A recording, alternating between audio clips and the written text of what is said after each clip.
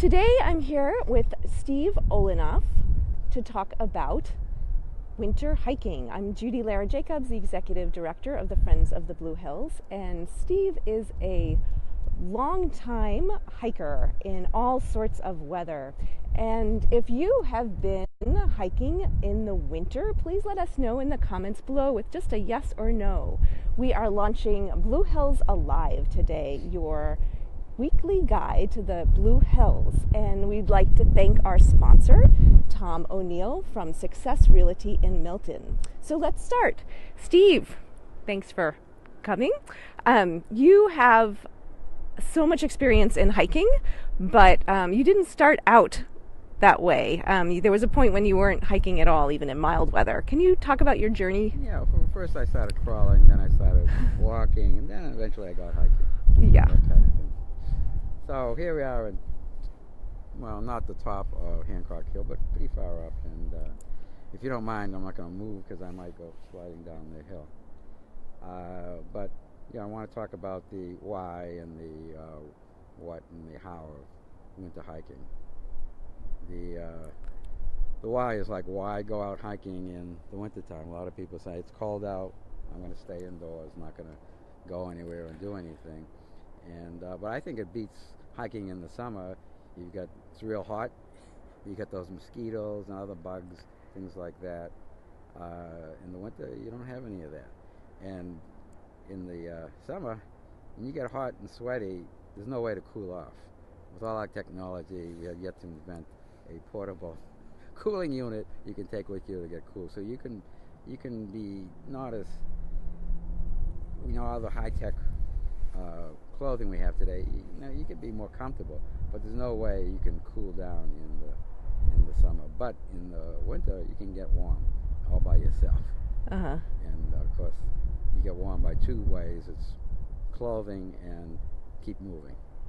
And those are the two keys things. And once you get moving and you have the proper clothing, then you warm up and there's no problem. It doesn't matter how cold it gets. You can manage to stay warm. That's kind of true. So what kind of clothes do you suggest? So, important clothes. Of course, nowadays, never wear cotton. You always wear this high-tech stuff. Polypropylene, you should have a layer of that. And then fleece. Fleece is great. When they invented fleece, that was such an advancement in science and other things, jackets. And what about wool? Well, wool's the old-fashioned way, and if you like it, fine. But with all the new high-tech stuff, you should go with that. And we start at the bottom here. So you should have sock liners, polypropylene. Silk was the old way, I think. Polypropylene is good. Then your sock should be a blend of artificial things, including some wool. It's up to your liking. But since it's never really touching your skin, it doesn't matter. People worry about wool itching them. And then you have your quick dry pants. Mine not drying that quick, but they treacherous. It was a treacherous way up here.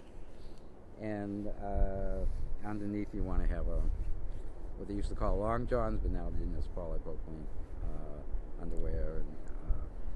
And again, here's I have polypropylene here and fleece here, and I generally go 3 layers at the most. Some people do it even more. The nice thing today is you get some good weather forecasting. You know what the temperature is going to be before you ever go out. So there's a big difference. If you think you're going hiking, today we're in the 40s, which is pretty warm for winter. That's hot compared to what we had before. But even the 30s, the 20s, and you get down to the 10s, it's a big difference between 10 degrees and 40 degrees we have today. So you have to know beforehand. You might have, it's good to have a variety of clothing. This is my jacket from, 20 to on up. It goes below that, I might bring a heavier jacket. Uh-huh. The point is, don't overdress. You might be a little overdressed for today. But the key thing is, as you go on, as you get warmer, take things off. And you should dress so you can do that. And you should do that. I go on hikes and I look at people and they start off with all bundled up, gloves and everything, hats and all that. And at the end of the day, they're still all bundled up. And I don't know, they must be overheating. You should really take things off as you go, as you warm up, and your body generates that heat naturally. What about fluids? Well, naturally, like in any hike, you always drink water when you need it. That still pertains in the winter time. So you always bring your essentials, and they always say 10 things you should always have in your backpack, and you get 10 different lists, and each one will have 10 different things in it. But one of them is always water and food, and of course extra clothing. A flashlight. Flashlight. Some places say mirror, matches, all these other things, but it's that's all year-round hiking. So I'm sure other people you have probably all sorts of tips for hiking in the winter. So we would love to hear your tips. If you can leave them in the comments, that would be great. Do you have any other? You might want to pan around, and we have other hikers just to show you. We're not the only crazy ones. Look around there. We have some people with dogs coming up this mountaintop. Hancock Hill, by the way, actually used to be owned by John Hancock, and so that's why we he owned quite a bit of this property here, and even had one point when there was a wood shortage and a bad winter, a lot of people to come out and gather their own wood here on this property so that they could keep warm. Wow. Another tidbit.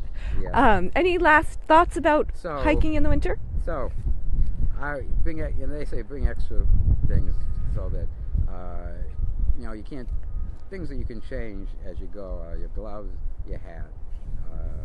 So I always bring extra. So today, right now, I started off with no hat, and then I have a typical cap that I can wear. Or this one I like because this is a heavy-duty cap, and naturally you want to keep your ears warm. You can't find something like this anymore. But and then the old standby,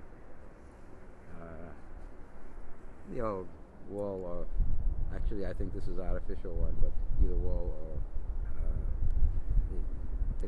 they're actually Navy watch caps is their technical name.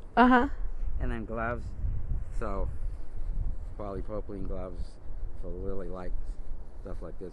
Nice thing about this is, like, if you have to grab the snow or something, they dry off in seconds.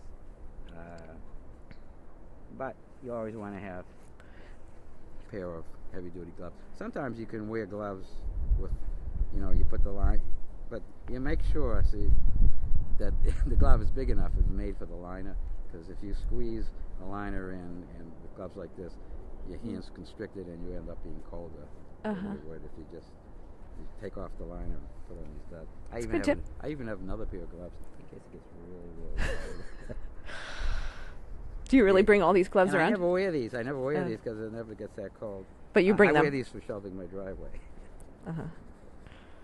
So yeah, I bring all this stuff and I never use any of it. But that doesn't matter because it's there just in case you need it. That's be prepared. That's what you have to do. That's great. So any last thoughts? So, well, the other part of hiking in the winter is your mental attitude. A lot of people say, "Oh, I'm cold," and what do you do? A lot of people say, "Oh, okay, I'll think of how warm it is in Florida." And I think that's exactly the wrong thing to do. Think about, well, it's cold, but how much colder could it be? And it's not that bad, I think about, my grandfather, if he's out back in, hiking around or walking around in Moscow, it says it's got to be a lot colder than it is here. So if you're really, going along, just think about how it could be. Just think. Is there any weather that stops you?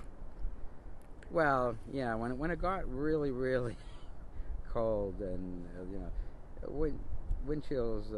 I've gone out in wind chills like 10 below or something like that. yeah, sometimes it can get really nasty, and it doesn't. I've gotten a lot of people on my hikes on some of those days where it really was cold like that. And, you know, the key is keep moving.